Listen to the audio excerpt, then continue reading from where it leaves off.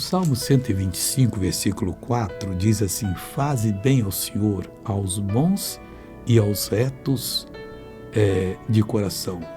Melhor dizendo, faze bem, ó Senhor, aos bons e aos retos de coração.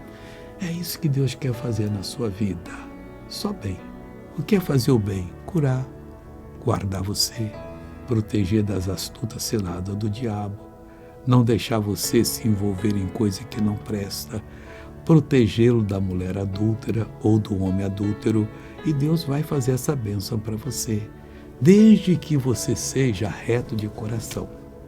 O salmista diz: faze bem ao Senhor, aos bons e aos retos de coração. Ele está fazendo uma proposta com você, está oferecendo uma aliança. Se você for reto de coração, eu vou fazer bem para você. Deus vai ser com você, tá bom? Veja essa pessoa abençoada.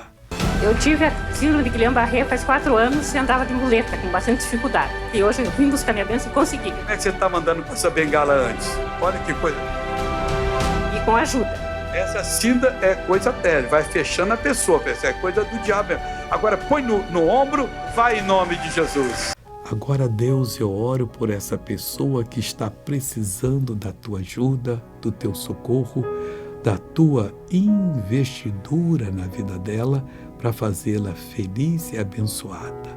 Pai, eu paraliso toda a ação do inimigo nessa pessoa e digo: saia, vá embora, em nome de Jesus. Amém.